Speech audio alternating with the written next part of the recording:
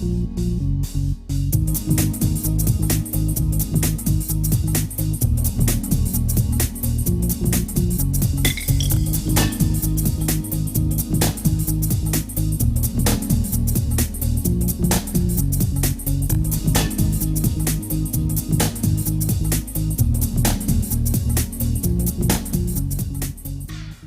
I'm Naomi Oreskes. I'm a professor of history here at UCSD and director of the Science Studies program. Our guest today is Chris Mooney, who's the author of the New York Times best-selling book, The Republican War on Science. Welcome, Chris. Thanks. It's good to be here. So tell us a bit about the book. It's a pretty provocative title. What motivated you to write the book? And explain the argument for us. Well, we've seen a pretty widespread problem in terms of political interference with science in the Bush administration, also, frankly, in Congress and even at the state level where all the evolution battles are playing out. So there seems to be a really systematic problem here. And what I did was try to look at all the issues where there are political science fights like global climate change, reproductive health, evolution, stem cells, and so forth, and see if there was any underlying theme to what was going on here. And sure enough, I found that generally most of these problems fit into two categories. Either science is being distorted because there's some economic interest at stake, or else there's some moral, ideological, religious interest at stake. And these are the two constituencies of the Republican Party, industry and religious conservatives. So hence, I think that's what's driving a lot of what's going on. Okay, tell us a little bit about the reaction you've gotten to the book. Well, you know, I mean, conservatives have not been always, that friendly, although there have been some, very intellectually serious but also critical responses. And there's a couple on the left, sort of in the sort of science studies field that have taken me to task a little bit. But generally, when I go around speaking about this, scientists are very attentive, and at the end they always say, well, what can I do about this problem? They're really concerned. So the book deals with a long list of ills, like you said, global warming, ozone, creationism, stem cell research. Which of these do you think is most important for us, as for the public to understand? Which of these issues concerns you most deeply? Well, actually, most deeply I am concerned with the meta issue of making sure that science translates into the best decisions that we can. But I think, in terms of what affects us most, it's hard not to pick global climate change. The whole world is at stake in that one. Let me play the devil's advocate with you a little bit then, and raise some historical questions. So the historian Dan Kevles, who very well-known, prominent historian, reviewed your book, An American Scientist. And one of the things he said, putting the book in context, he said, well, politicians have often rejected the advice of their scientific advisors. And the most famous example that I think a lot of historians thought of when they read your book was the debate over the hydrogen bomb back in the late 1940s and early 50s. And when scientists realized that a hydrogen bomb was really technically possible, there were many discussions among scientists. And leading scientists, world-famous people like Robert Oppenheimer and Hans Bethe, advised Harry Truman not to build the hydrogen bomb. And they said, look, if you do this, there will be an arms race and there'll be no end to it. And you'll build a huge stockpile of weapons that no one in their right mind would ever want to use. But Harry Truman rejected that advice, famously. And there's a famous story where a reporter, a journalist, asked Harry Truman, said, President Truman, does this mean that the arms race is on? And Truman said, yes. So eyes wide open, wow. He rejected the advice of his own scientific advisors. So I guess Kevles' argument is, or I guess my question to you is, how is this different? Well, it is actually different in several ways. First, since time immemorial, as long as there was information, I think politicians would probably be willing to twist it in order to advance a particular goal. And you could look at international examples where politics has interfered with science, like Lysenkoism in the Soviet Union as well. It's not like this kind of thing hasn't happened before. And if you go back in U.S. history, you're definitely going to find many cases. The first point would be, will you find such a systematic government-wide problem as you're finding right now, or will you find a couple of anecdotes? And the other thing that actually, from that very review that he points out, is that there were a lot of politics and science fights, interactions over military policy, but now it's gotten into social issues, it's gotten into environmental and regulatory policy, and so it's become much more sweeping. And the last point I would say is that actually politicians do have a right to reject the advice of their advisors. We may not agree with it, and certainly in this case, unfortunate that it happened, but that's different from twisting the information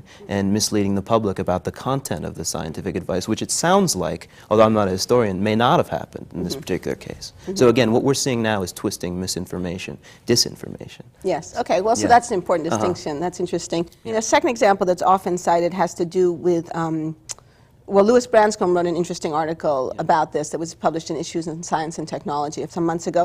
So he also gave some examples, and he, a famous one that all historians and a lot of journalists know about too is when President Nixon sacked the President's Science Advisory Committee over advice that he didn't like on the question of building a supersonic transport. So again, would you say that that also fits in the category of simply rejecting advice as opposed to distorting it? Oh no, I think that that's a very problematic case study, and it reminds me of the Gingrich Republicans sacking the Office of Technology Assessment in 1995. So both the presidential science advice and the congressional science advice were sacked at various times. And no, I'm definitely strongly in favor of having a strong scientific advisory apparatus. If you've gotten to the point where you need to kill the messenger, then there's something wrong, I think. But again, you know, I think that there were some bad things with the Nixon administration, but again, I would argue that the situation is not so systematically bad. And in fact, Nixon's EPA advisor, Russell Train, is one of my sort of sources, one of the guys, a Republican himself, who has decided that he has to denounce the Bush administration because the kind of science games that he's seeing now, he says never happened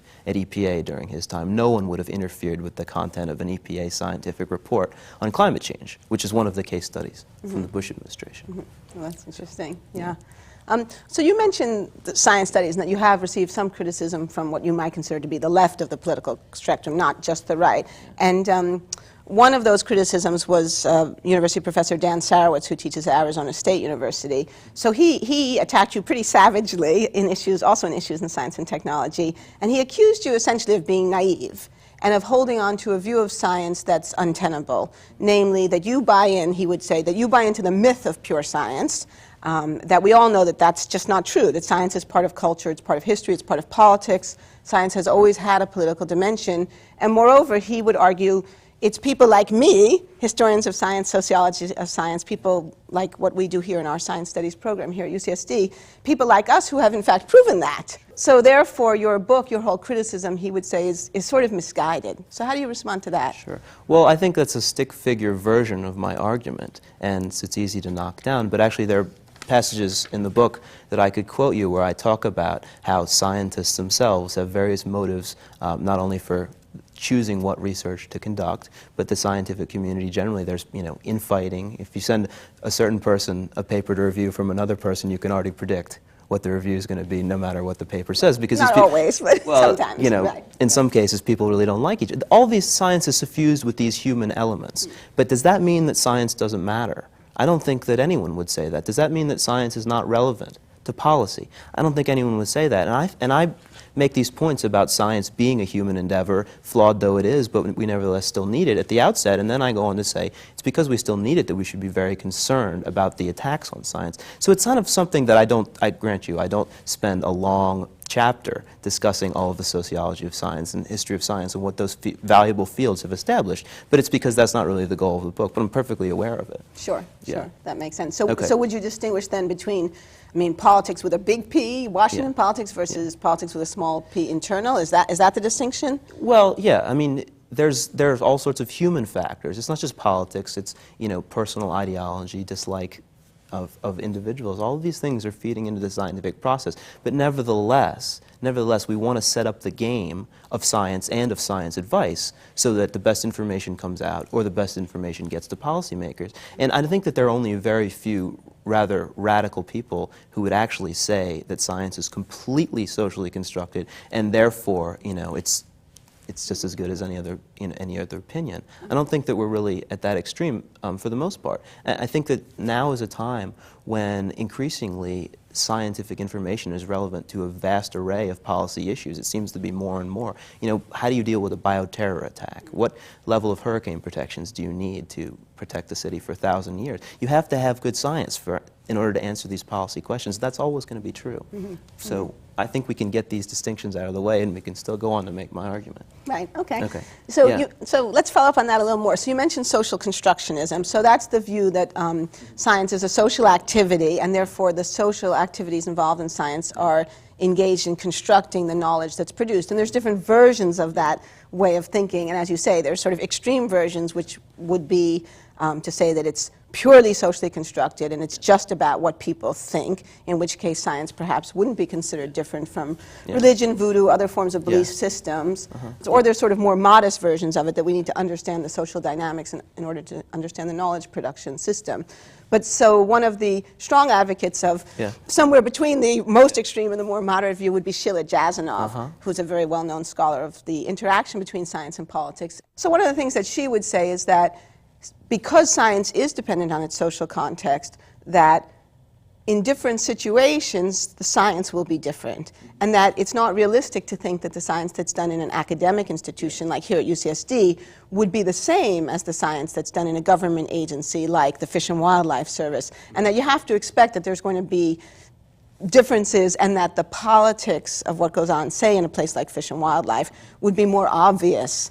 So how do you respond to that? Well, I think I actually cite her a couple of times in the book making this argument, this distinction between academic science and science that's conducted for policy making, for decision making. I think that it's a very important distinction, and my argument would be that Republicans now are ignoring the distinction, and that's one of the problems, is that they're demanding a high degree of certainty in some of this, in Fish and Wildlife Service research, or more generally when they try to impose peer review upon science for a regulatory purpose. They're imposing an artificial and unreasonably high demand for scientific certainty upon science that cannot meet this demand, and the reason that they're doing that is because they're trying to gum up the works and slow down the whole process. And this is another kind of misuse of science that I announced. So this is actually kind of a good rebuttal to Sarowitz in that I'm actually using Sheila Jasanoff's argument in order to explain why science is being interfered with. But don't you think the science at Fish and Wildlife should have to be subject to peer review?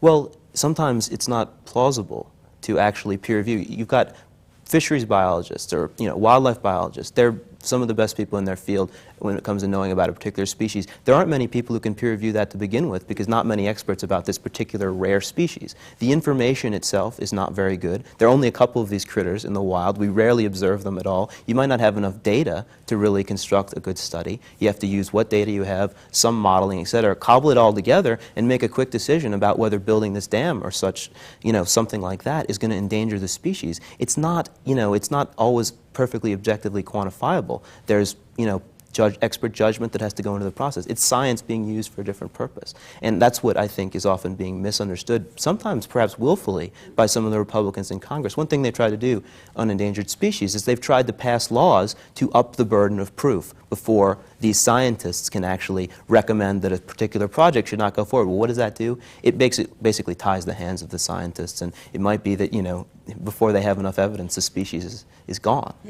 You mentioned about the public and how many of these issues do affect us. So one issue that many people in this community are concerned about is stem cell research. And as you know, the state of California has passed a historically unprecedented bond to support stem cell research here in the state of California and to move forward independent of what the federal government does or does not do. And UCSD is poised to play a very, very major role in that initiative. So this is of great concern to this community. But there are people who have quite serious moral reservations about the idea of what I think to try to be as fair as possible to their position, what they view as human experimentation. So don't those concern you at all? Well, I don't share their particular moral concerns, but I think I can say that I respectfully disagree with their moral concerns, and that's what sort of happens in a diverse society, and that's politics is the process that adjudicates between these concerns. But what troubles me is not the existence of moral concerns about the particular form of research that I don't share strongly, but rather the fact that it's pretty clear that people on that side who think it's immoral have also been willing to misuse science in order to defend that stance. And one of the ways in which they misuse science on the stem cell issue is they put out a position that stem cell researchers do not agree with, which is that adult stem cell research using regenerative body cells in the bone marrow and the liver and other places, that this is a rival or even superior to embryonic work. And if you go and talk to a scientist who's doing this research, they'll say, we want to pursue both avenues. Why would we shut one down before we know enough about it? But that's their argument. And it's a twisting science kind of thing that I'm trying to critique. And so that's where I would say we can respect the moral concerns, but we shouldn't misuse or distort the information. Well, that seems fair enough. But what about safeguards? I mean, I know you don't specifically talk about this in the book, but I mean, do you feel that there are some safeguards that ought to be put in place? And if so, who should make the decisions about the safeguards? Do you think the scientists I guess to put it a little harshly, do you think the scientists can be trusted, or do you think, or isn't that a bit like letting the foxes guard the hen house? I think we obviously need to bring bioethicists into that process. I think the National Academies did a report about what the ethical rules should be for conducting stem cell research and therapeutic or human cloning research. One thing they said is that women should never be paid for their eggs and all of these kinds of moral considerations. I think that there's definitely a place for that. All I'm saying is that we shouldn't distort the information to get to a particular moral endpoint that we've predetermined that we want to get to. Let me ask you again, to return to the title of your book, The Republican War on Science. So some people have said, isn't that a bit unfair? I mean, to lay all the blame for all of these problems on Republicans. And I mean, surely, what about the Democrats? It's not as if they've done anything about global warming, for example. Or what about scientists? I mean, haven't they, don't they have some role to play? Have they brought any of this on themselves in any way? Well, actually, I think that the Democrats have, on occasion, first of all, not all Republicans are equally guilty. That's the first point we should get out. Governor Schwarzenegger, for example, is not a global warming denier. And so I'm critiquing the mainstream of the party today and its leadership and the way the party acts as an institution. And I think that my critique is pretty on point when you look at how the mainline Republican Party is run. There are dissenters in any party. They're the moderates, and generally they're not as bad on these matters. Democrats have clearly misused science in the past. And there was just an interesting example where Barack Obama was giving a speech about global warming. It was a very good speech, but he threw in tornadoes. And there's not, he was talking about hurricanes, then he jumps to tornadoes. There's actually some evidence that global warming may be intensifying hurricanes, but on the tornado thing, I don't think anyone's seriously talking about that. Why is he throwing that in there? Maybe he's just misinformed, I don't know, but that's, it shouldn't be done. Yeah. In the book I talk about John Edwards, a more disturbing case where he's on the political campaign trail and he's called upon to talk about stem cells, and he says, if you vote for Kerry and I, people like Christopher Reeve will get up out of their wheelchairs and walk again, right. Which is really, really an alarming, outlandish statement. It's exaggerating the state of the science and making a promise about an uncertain field of research that you can't make. We can't say what cures to what diseases are going to emerge on what time. So there's a politician, a Democratic politician, misusing science. Not that it doesn't happen, but of course Democrats, A, aren't running the government, and B, they aren't doing it as systematically, I would argue. Yeah, well, and of course people get confused a lot. I one time heard a speech where a very prominent politician talked about global warming caused by the ozone hole. Right. And of course, if you've studied the question, you know that those are actually two different issues, but... It's important to get it right. It would be good if they got it right. Yeah, I'm not saying that Barack Obama did this intentionally. No, he probably got confused. Although there is actually some research about the possibility of changes in tornado patterns as well, so it's possible someone may have mentioned that to him. Tornadoes are very, very tricky. Yeah. Exactly. So let's go back and talk in a little bit more detail. You begin the book with a discussion of the stem cell question and Bush's speech on the issue. Tell us a little more about that. Well, this was the president's, one of his first major addresses to the nation, and he stood up there and he had to say all this complicated science stuff. What was unfortunate was that he got a crucial piece of the science wrong, and he got it wrong in a way that he really shouldn't have, because if he'd gotten good advice, this kind of error would have been caught, and the error really mattered. And it was the claim that there were more than 60 embryonic stem cell lines available at the present moment, so his policy was going to enable federally funded research on these 60 lines. And that sounded like a lot. It sounded generous to the public, although perhaps for scientists they weren't necessarily thinking 60 was enough, but there weren't 60. And researchers in the field were immediately shocked to hear the president say more than 60 lines. It ended up being based upon a very simple confusion between stem cell derivations and lines, which is something that a science advisor would set you straight about. Okay, why don't you explain that, because I don't think a lot of our audience would know. Briefly, I mean, a derivation is when you crack open the embryo and you pull out some of the internal cells and you start growing them. You've derived embryonic stem cells at that point. But a lot of things can go wrong. They may not continue to grow in culture, it's a delicate process. And so, in fact, you might have 60 derivations, you don't have nearly that many lines. Lines, for scientists, meaning we've grown a colony, it's growing healthily, we can ship it to other scientists and colleagues, and we can actually start doing research on these, and that was the mistake. And it was a very significant mistake, because it turns out that the lines available are far less numerous. They're contaminated, they're genetically limited, and so there are all sorts of problems with the president's policy. And if you get the right science advice, you don't make this mistake, I think. And furthermore, there's no apology for the mistake. There's no changing the policy afterwards once this fairly crucial error is exposed. So So you're a journalist. Have you looked into the question of whether this was an honest mistake, a confusion, bad advice? I mean, do you have any idea about that? That's tricky. It's clear that information handed off from the National Institutes of Health, which is where that 60 number came from, was misused intentionally or not intentionally. We don't know why they turned derivations to lines. Was it just an error?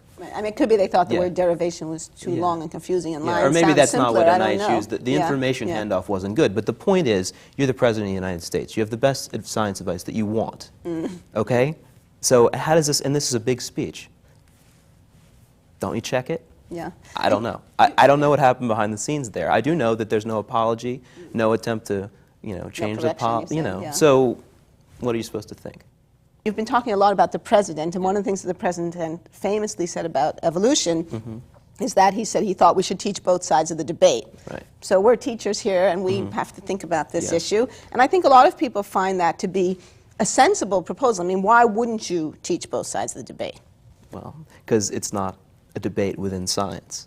So if it were a debate within science, then you would probably depict it as such in science education.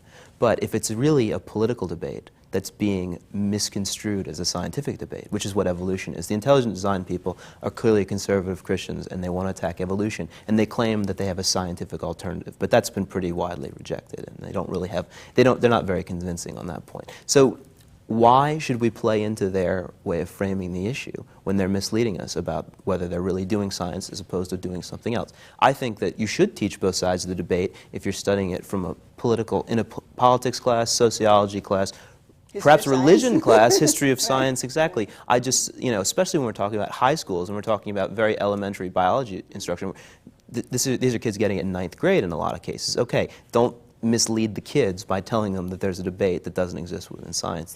The kids are in that class to learn some very basic things about biology, and then the next year chemistry, or however it goes. So this is not the place for introducing a pseudo-debate.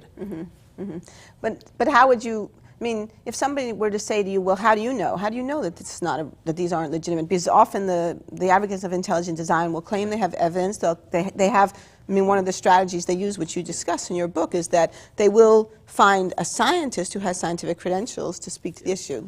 So it's complex because people have become very good at making it look like they've got a scientific alternative. And the advocates of intelligent design are very well schooled at this. They're better than the previous creationists who didn't really convince anybody with, dinosaurs on the ark and so forth. So the intelligent design there were no dinosaurs on the ark? Sorry, I couldn't resist that one. The ID people, what you have to do is you have to look sociologically, frankly, at what's going on within the scientific community. Are scientists actually taking intelligent design seriously as a hypothesis, and is it inspiring research? And, are intelligent design people the hot people to bring into your department, and so forth? And are there papers coming out that are presenting evidence suggesting that intelligent design is the right explanation? You start looking for that, and then the sort of cloud dissipates. And this was what the judge did in the Dover evolution trial. He said, is intelligent design science? Well, they're not acting like scientists. And sure enough, he exposed them. And this judge was a Republican himself. It's unfortunate that even as President Bush and Senator Frist and the others were saying teach intelligent design, the judicial system was doing a much better job of figuring out what was going on there. We only have a few minutes left, so let's just spend a few minutes talking about global warming, because that's a question of huge interest to this community. As you've said, Governor Schwarzenegger has moved forward on a quite ambitious program to reduce emissions here in California. So, first of all, could you just briefly summarize what you would say is the state of scientific debate over global warming? Well, or scientific research, maybe is a better way of putting it. I mean, I'm sure you've seen the detection and attribution studies where it turns out if you want to explain the temperature trends that we've seen, that if you just invoke natural causes, it doesn't match very well what we're seeing. But if you then blend together natural and human causes being greenhouse gas emissions, then sure enough, we get a pretty good explanation of the temperature trend. And that is the consensus, that humans are causing a large part of the current spike in temperatures. Now, what percentage they're causing? Then you might get into an area of debate. How bad it will get, what the temperature increase will be in 2100. Then you get a debate. So there are certainly things that are unsettled. And hurricanes and global warming, to what extent will hurricanes be intensified by global warming? clearly a debated topic.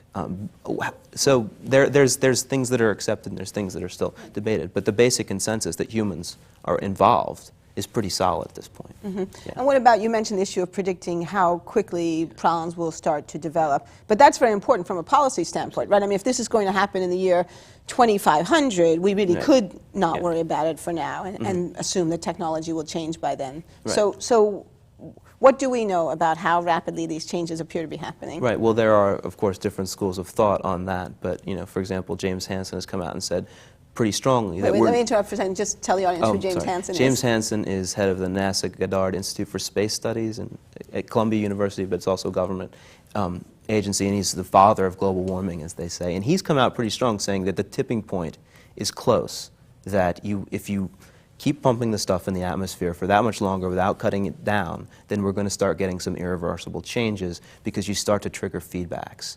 So ice in the Arctic used to bounce sunlight back, but if the ice is gone, then it doesn't bounce it back as much, and then heat increases, and all of these sorts of things. And suddenly, and he's really worried about catastrophic sea level rise, and that he's talking about in terms of hundreds of years for that particular problem. So some people are starting to say you need to act fairly quickly, or else you're going to get irreversible changes, and that's partly because the lifetime of the greenhouse gases in the atmosphere is fairly long. They don't go away very easily. Yeah, they don't just disappear. But again, just to play the devil's advocate one more time, but he's one guy. He's one guy. So how do you put his views into context? I mean, how do you know, well, like I said, how do you put it into context? Well, we're getting into now the complicated policy area. I mean, we're not getting into just how do we treat the science itself. We're getting into judgments about, is Kyoto the right answer? Well, Kyoto's, first of all, the time period for Kyoto is over in, I think, 2012 or 2010, I forget. So Kyoto's already almost half over. It was never that strong a policy to begin with. Maybe Kyoto is not the answer. Maybe you need something stronger than Kyoto, or maybe we're just going to try to adapt. These are political questions. I mean, and they're not strictly scientific. And I think that there are legitimate, especially considering the fact that if we're close to the tipping point and we're not doing that much yet, maybe we just have to adapt at this point because we're not going to get there in terms of mitigation. And probably the answer is going to be some part mitigation, some part adaptation. We need to wrap up. Is there anything else you'd like to close with, or? No, it's been good to be here, and my take-home message is just simply that we just need to not distort the information in order to justify something that we already wanted to do in the first place. Let's just get the information right. Yeah. Well, I think as university professors, we'd be pretty sympathetic to that argument. So thank you so much for coming. It's been a pleasure. It's fun. Our guest has been Chris Mooney, the author of the book, The Republican War on Science, and thank you very much for watching.